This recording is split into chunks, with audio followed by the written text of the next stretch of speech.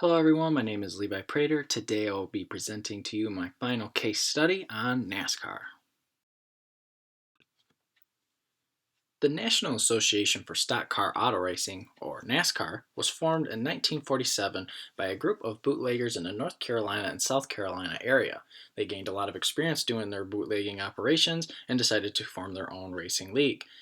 They had their first race on the sands of Daytona Beach, Florida in 1958, and the sport's popularity increased massively across the many following decades.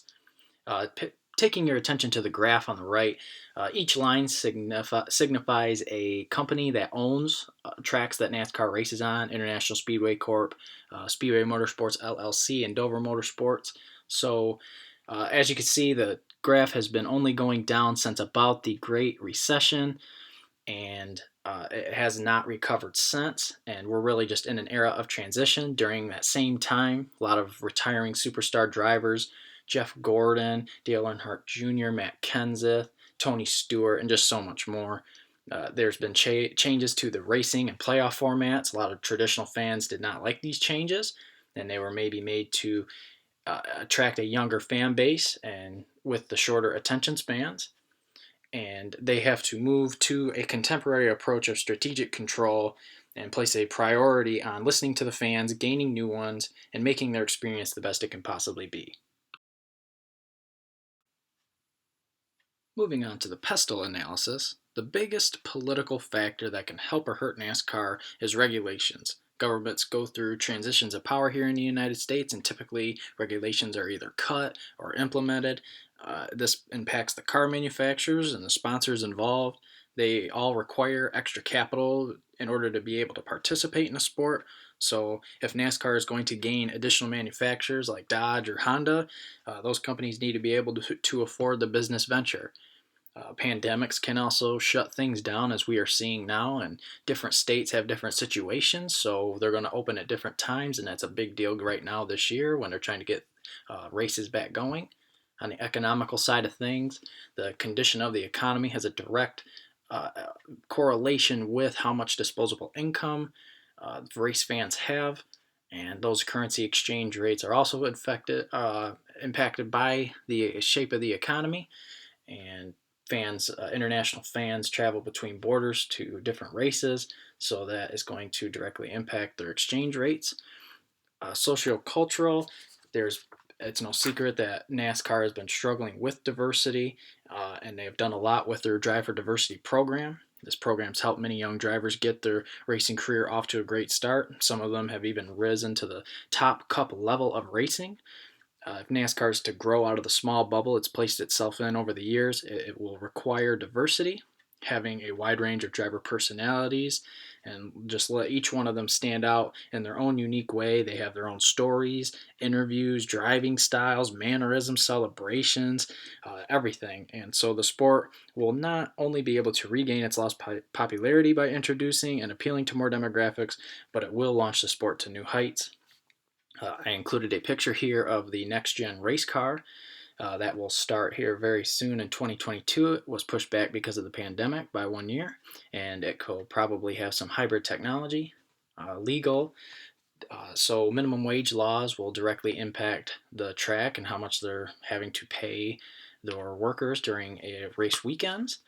And personal lawsuits can also happen. It is possible for fans to get hurt. Cars have hit the catch fence before and sent debris, and nobody deserves to get hurt or lose their life while trying to enjoy the sport. So it's important to not only meet but exceed the legal safety requirements. And environmental, NASCAR doesn't scream sustainability, but they've done many great things.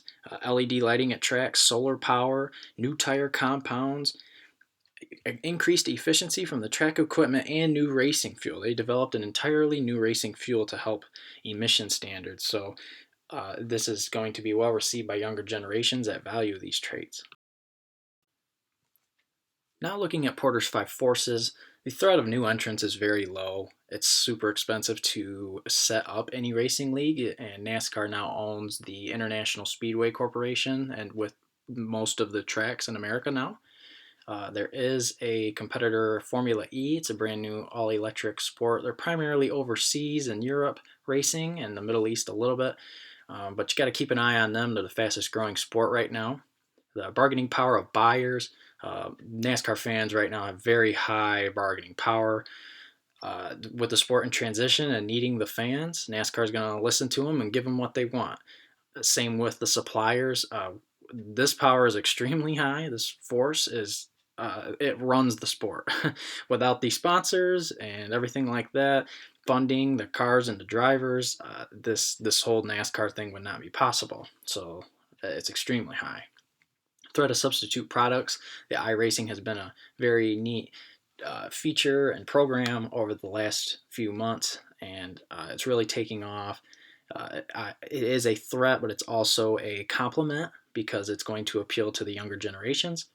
And industry competitors, NASCAR is in one of the bloodiest red oceans uh, possible. They have to not only compete with other motorsports of all kinds, but all the typical traditional sports, NFL, basketball, baseball, and everything like that. So they have to always be monitoring all of those industries. The mission statement of NASCAR is NASCAR is committed to being the leader in motorsports entertainment. Our exhilarating and authentic races across the world represent America while bringing families and friends together of all backgrounds and ages. Following through on this mission statement will help achieve the vision statement. The vision statement is as stewards of the sport, we deliver the best motorsports racing in the world, provide outstanding entertainment experiences, and continue to build a globally diverse community of fans. Now, the strategic goal of NASCAR is to launch NASCAR to new heights by increasing the sport's popularity to its highest level yet.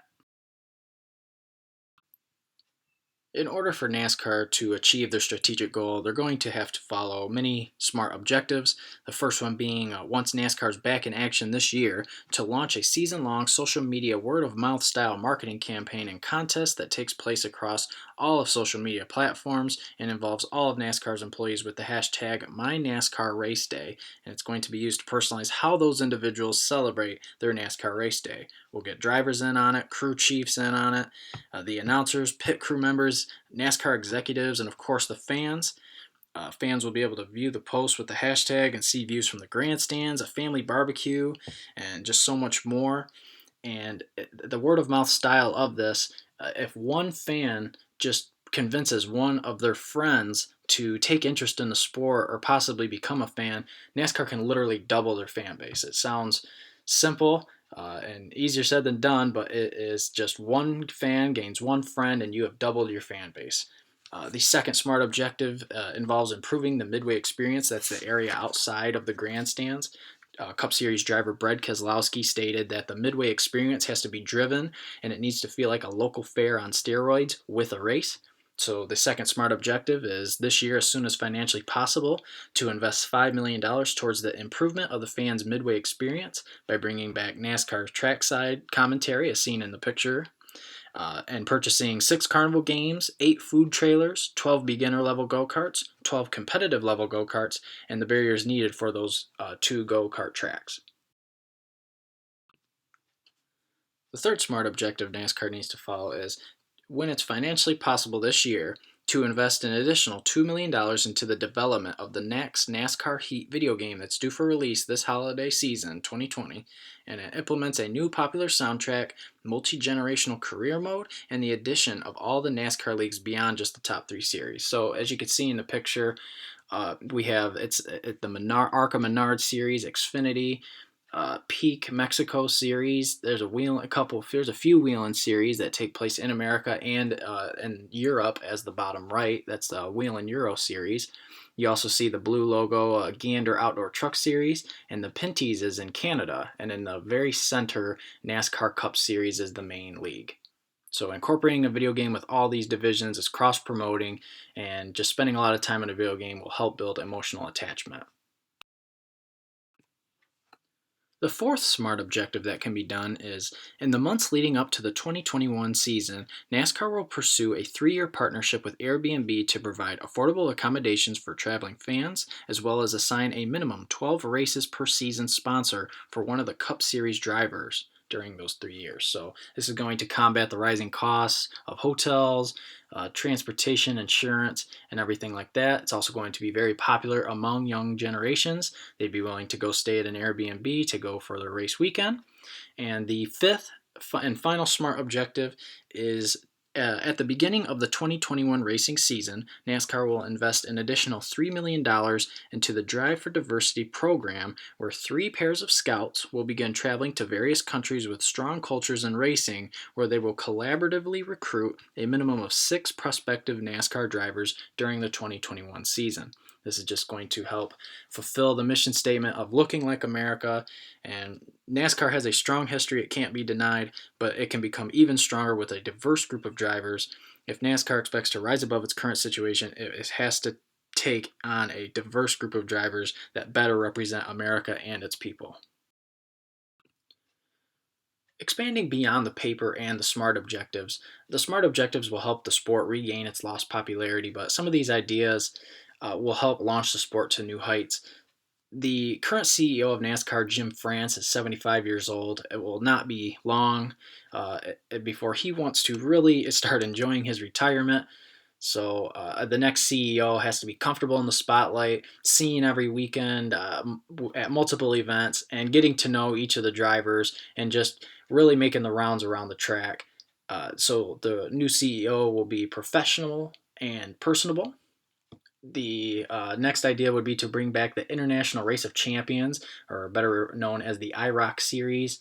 So this is all identical cars here pictured on the right, just different colors, randomly drawn, I believe, and they are thrown into the cars just prior to the race. And it features all the best drivers from all the racing leagues in the world, and a great diverse event to find out who is the best driver.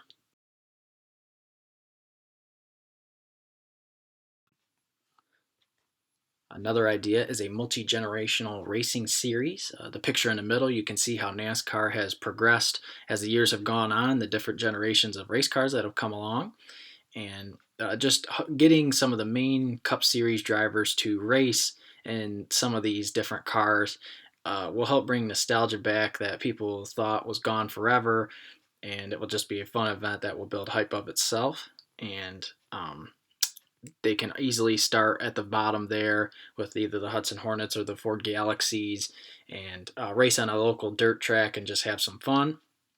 And the final idea is an international NASCAR racing league. The picture on the right is an advertisement in 1998 where NASCAR went to Japan for a race in a track called the Twin Ring Motegi. It's a road course and oval combo, and it was built by Honda over there. It was a huge project, and they took some of their best Cup Series drivers and raced some of the best Japanese drivers in the area. And the last 4 ideas that I have mentioned, including the IROC series and these 2 different racing series, they will both follow a fire bullets then cannonballs approach.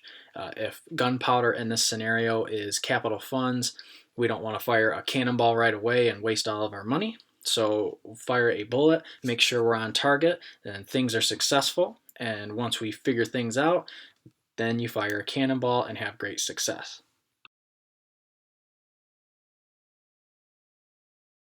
And that concludes my presentation. I hope you all enjoyed it. I apologize for going over the time limit, but I felt that all that I included was necessary to the quality of the presentation, and I just really had a lot of fun with it and wanted to share it with you all. So thank you, and I hope you enjoyed. And here are my references.